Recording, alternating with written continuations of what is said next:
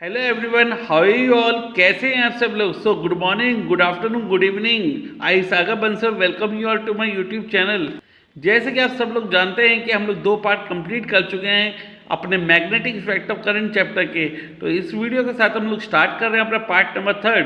तो जिन बच्चों ने पार्ट नहीं पढ़े हैं पिछले, वो पढ़ के आइए और फिर मेरे साथ जुड़ जाइए इस पार्ट में, जो कि है आपका part number 3।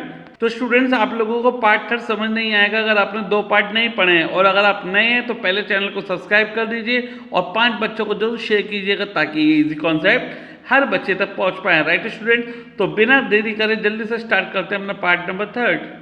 Student, part number 3 आपका स्टार्ट होता है magnetic effect due to a circular loop. यानी एक आपके पास वायर है, आपने वायर किस फॉर्म में पकड़ी हुई है? एक लूप के फॉर्म में पकड़ी हुई है, यानी एक सर्कुलर फॉर्म में पकड़ी हुई है।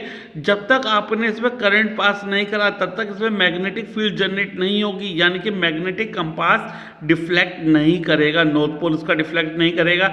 जैसे ही आपने करंट पास करा, बैटरी कनेक्ट करी, तुरंत आप देखोगे लेफ्ट साइड में और राइट साइड में कंपास लेके जाओगे तो according to Maxwell right hand thumb rule क्या होगा?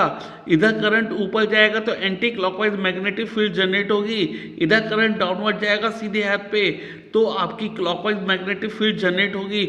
और सेंटर पे आपको पता है मैग्नेटिक फील्ड आपकी यूनिफॉर्म रहेगी तो स्ट्रेट लाइन आपकी शो करेगी। लेफ्ट और राइट में कॉन्सेंट्रिक सर्कल और स्ट्रेट में आपका व्हाट? बिल्कुल straight line at the centre. समझ में आई से बच्चों को? आगे चलिए। नाउ जैसे कि आपको पता है कि मैग्नेटिक फील्ड की अगर स्ट्रेंथ बढ़ानी है आपको सर्कुलर लूप में, आप तो कैसे बढ़ा सकते हो? ठीक है, या तो आप करंट बढ़ा दो बैटरी का। क्या बढ़ा दो? करंट बढ़ा दो। समझ में आ रही है? या तो आप करंट बढ़ा दो, बैटरी की स्ट्रेंथ बढ़ा दो उसकी, ठीक है, या जो दोनों वायर के बीच में डिस्टेंस है उसे कम कर दो तो आपका जो मैग्नेटिज्म है बेटा वो आपका बढ़ जाएगा। समझ में आया? उसके बाद आपको पूछा जाता है what is clock face rule. Important है बेटा समझने के हिसाब से। समझिए क्लॉक फेस रूल होता क्या है। देखिए, अगर आपकी किसी सर्कुलर लूप में जो आपका करंट है वो अगर क्लॉकवाइज जा रहा है तो वो मैग्नेट का साउथ पोल बनाएगा। सामने वाले फेस से कौन सा पोल बनाएगा? साउथ पोल बनाएगा। और पीछे के फेस से कौन सा पोल बनाएगा? नॉर्थ पोल बनाएगा, क्योंकि पीछे के फेस से एंटी क्लॉकवाइज करंट जा रहा होगा और आगे के फेस से क्लॉकवाइज करंट जा रहा होगा। तो सामने वाले फेस से तो बन जाएगा साउथ पोल, यानी वो दूसरे मैग्नेट के नॉर्थ पोल को अट्रैक्ट करेगा। और पीछे वाले पोल से अगर एंटी क्लॉकवाइज करंट जा रहा है तो वो मैग्नेट का नॉर्थ पोल बनाएगा, यानी वो दूसरे मैग्नेट के साउथ पोल को अट्रैक्ट करेगा। सभी बच्चों को क्लियर हो रहा है? थ्योरी दिखाई दे रही है अपने नोट्स में? बिल्कुल क्लियर है? लिख पाएंगे? समझ रहे हैं? लाइक जरूर कर देना अगर समझ में आ रही है तो। ठीक है, चलिए आगे। नाउ सोलेनॉइड बेटा बहुत इंपॉर्टेंट टॉपिक है आपके पेपर के लिए। सोलेनॉइड क्या होती है? एक आपकी सर्कुलर कॉइल होती है जिसमें बहुत सारे नंबर ऑफ टर्न्स होते हैं। किसके? इंसुलेटेड कॉपर वायर के। ठीक है, इंसुलेटेड कॉपर वायर के बहुत सारे टर्न्स होते हैं। As similar to bar magnet होती है, बस ज़्यादा मैग्नेटिज्म प्रोड्यूस करने के लिए हम लोग सोलेनॉइड बना लेते हैं। ठीक है, हमने इसे बैटरी से कनेक्ट करा, जैसे ही करंट पास हुआ तो सेम मैग्नेटिक फील्ड लाइन्स इसके अंदर भी जनरेट हुई। जिधर से करंट बाहर निकलेगा उधर से टेम्परेरी नॉर्थ पोल बनेगा, दिखाई दे रहा है आपको राइट साइड में। और जिधर से करंट जा रहा है उधर टेम्परेरी क्या बनेगा? साउथ पोल बनेगा। ठीक है, और जिधर से करंट बाहर निकला है उधर नॉर्थ पोल बनेगा। तो नॉर्थ पोल से साउथ पोल की तरफ आपकी मैग्नेटिक फील्ड लाइन्स बेटा जानी स्टार्ट हो जाएंगी। दिखाई दे रही है आपको सबको नोट्स में? क्लियर है? जैसे कि बार मैग्नेट में मैग्नेटिक फील्ड लाइन्स निकलती हैं ऐसे ही आपकी सोलेनॉइड में निकलेंगी। और सोलेनॉइड के अंदर भी मैग्नेटिक फील्ड लाइन्स आपकी यूनिफॉर्म होंगी, पैरेलल स्ट्रेट लाइन्स होंगी। सभी बच्चों को क्लियर हो रहा है? और बाहर आपकी वही कॉन्सेंट्रिक सर्कल्स होंगी।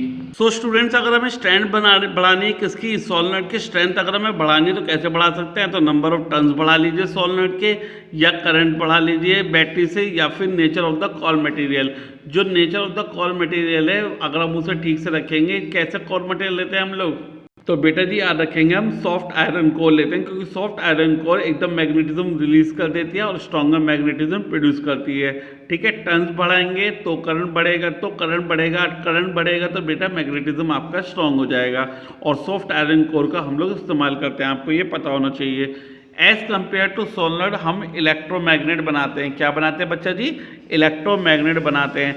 एक इलेक्ट्रोमैग्नेट के अंदर सॉफ्ट आयरन कोर और रख देते हैं, ठीक है, इंसुलेटेड कॉपर वायर के बीच में, ताकि और स्ट्रॉन्गर मैग्नेटिज्म प्रोड्यूस हो एज कम्पेयर टू सोलेनॉइड। सभी को थ्योरी दिखाई दे रही है अपने नोट्स में?